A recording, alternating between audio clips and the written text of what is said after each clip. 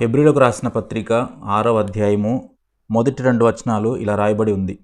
కాబట్టి నిర్జీవ క్రియలను విడిచి మారు మనస్సు పొందుటయు, దేవుని యందలి విశ్వాసమును, బాప్తిస్మములను గూర్చిన బోధయు, హస్త నిక్షేపణమును, మృతుల పునరుద్ధానమును, నిత్యమైన తీర్పును అను పునాది మరలా వేయక, క్రీస్తును గూర్చిన మూలోపదేశము మాని సంపూర్ణ మగుటకు సాగిపోదాం. ఇక్కడ దేవుని వాక్యములో ఒక చక్కని మాటను చూస్తున్నాం. అనుపునాది మరలా వేయక సంపూర్ణ మగుటకు సాగిపోదాం అనే పునాదిని మరలా వేయక సంపూర్ణ మగుటకు సాగిపోదాం. ఈ విషయాన్ని మనం ఆలోచన చేద్దాం. ఈ గ్రంథకర్త యొక్క ఉద్దేశం ఏంటి అని అంటే 5వ అధ్యాయంలో ఆయన మాట్లాడుతూ, కాలాన్ని బట్టి చూస్తే మీరు బోధకులుగా ఉండవలసిన వారై ఉండగా మొదటి మూలపాఠాలను ఒకటి మీకు మరలా బోధించాల్సి వచ్చెను, మీరు పాలు త్రాగువారే అనే విషయాన్ని మాట్లాడుతూ 13వ వచనంలో పాలు తాగే ప్రతివాడు కూడా శిశువే అనే విషయాన్ని మాట్లాడుతున్నాడు. అంటే కాలాన్ని బట్టి చూస్తే మీరు గొప్పవాళ్ళు కావాలి, కానీ మీరు ఇంకా చిన్నపిల్లల యొక్క జీవితాన్ని కలిగే ఉంటున్నారు అనే విషయాన్ని మాట్లాడుతున్నాడు. గ్రంథకర్త యొక్క ఉద్దేశం ఏంటి? హెబ్రీలకు ఆయన ఏమని చెప్పాలనుకుంటున్నాడు?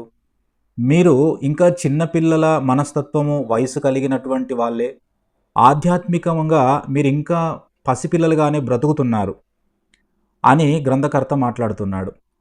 అంటే మీరు ఇంకా ఎదిగిన వాళ్ళు కాదు, సంపూర్ణలు అవ్వడానికి సాగిపోతున్న వాళ్ళు కాదు అనే విషయాన్ని గ్రంథకర్త మాట్లాడుతున్నాడు. ఆలోచించాలి. ఇక్కడ దేవుని పిల్లలముగా మనం ఆలోచించాల్సినటువంటి ఒక మంచి మాట ఏంటనంటే, చాలామంది జీవితంలో మేము యేసుక్రీస్తు ప్రభువుని నమ్ముకున్నాము అని అంటున్నారు.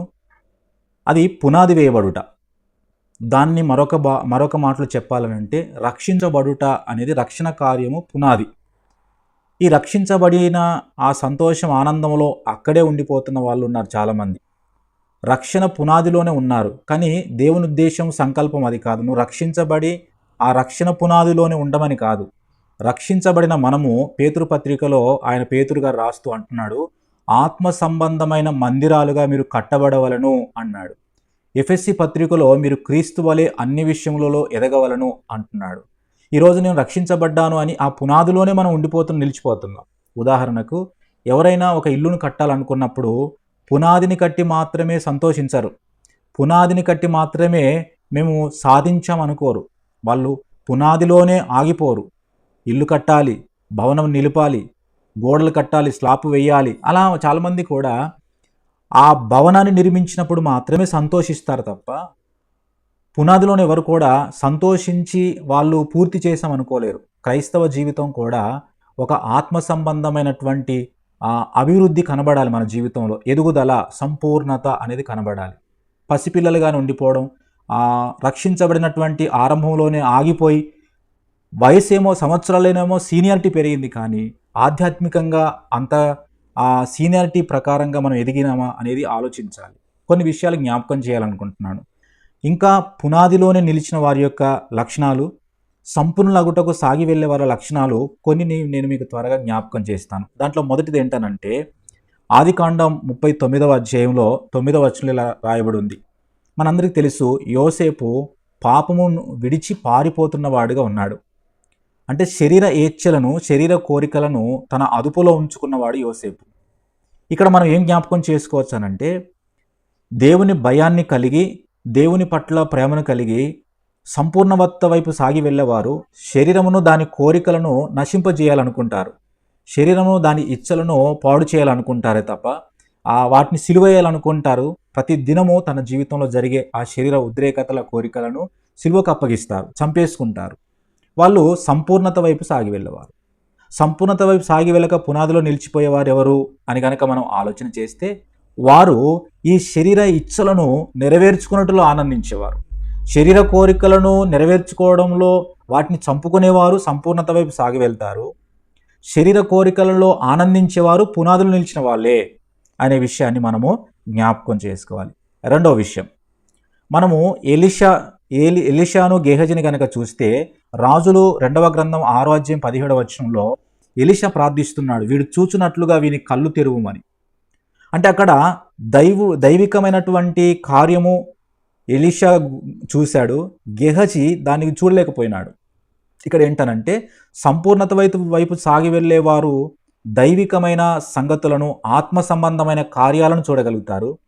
ఈ రక్షణలోనే ఆగిపోయి రక్షణ అనే పునాదిలో నిలిచిన వాళ్ళు మాత్రము వారు దైవికమైనటువంటి కార్యాలను చూడలేరు అనే విషయాన్ని జ్ఞాపకం చేసుకోవాలి. ఉదాహరణకు చూడండి, మనము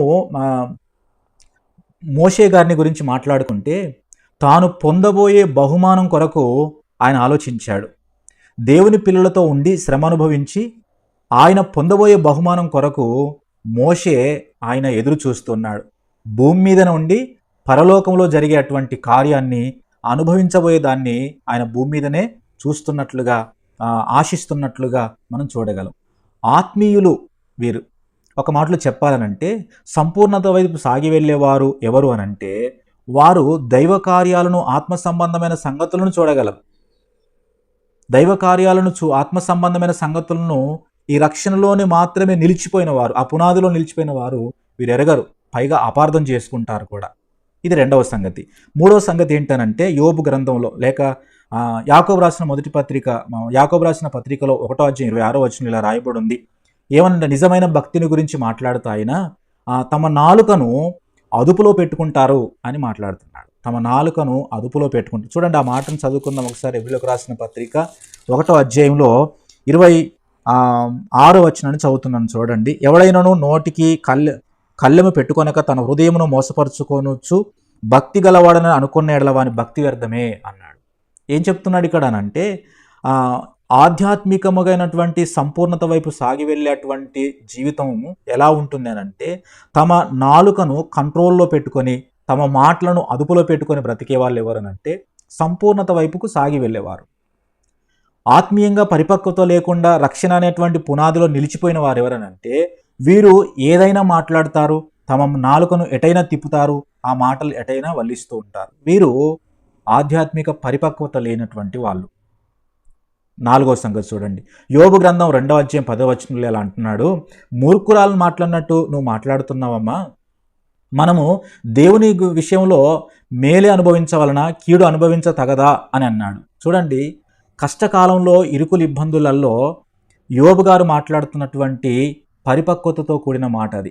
లేక సంపూర్ణత వైపు సాగి ఎదుగుతున్నటువంటి వాళ్ళ మాటలు ఎట్లుంటాయనంటే వాళ్ళు మేలైనా కీడైనా ఒకే కోణములో ఆలోచిస్తారు. రక్షణ కార్యం జరిగి అక్కడే నిలిచిపోయిన వారు ఎట్లా ఆలోచిస్తారనంటే మంచి జరిగినప్పుడు దేవునికి స్తోత్రమని, బాధ కలిగినప్పుడు దేవుని మీద సనుగులు ఈ రక్షణ పునాదులు నిలిచిన వారే చేస్తారు. కానీ ఎదిగిన వాళ్ళు అన్ని కోణాలను కూడా దేవునికి మహిమార్థంగా మలుచుకునేవారు. వీరు ఆధ్యాత్మిక సంపూర్ణత వైపు సాగుతూ ఎదుగుతున్నటువంటి వాళ్ళు. ఇక ఐదవ సంగతిని కనుక మనం చూస్తే ఇలా రాయబడింది చూడండి. మత్తయి సువార్త 19:21 ఏమనుందనంటే అక్కడ ధనవంతునికి యేసుక్రీస్తు ప్రభు వారు నీకు ఒకటి కొదవగా ఉంది, నువ్వు పరిపూర్ణుడు అగుటకు కోరిన ఎడల నీ ధనాన్ని అమ్మి బీదలకిచ్చి నన్ను వెంబడించుము అన్నాడు. ఇక్కడ ఆధ్యాత్మిక పరిపూర్ణత వైపు ఎదుగుతూ సాగుతున్న వాళ్ళు ఎవరునంటే ధనము కావాలనుకునే వాళ్ళు కావచ్చు, కానీ ధనాపేక్ష లేని వాళ్ళు వీరు.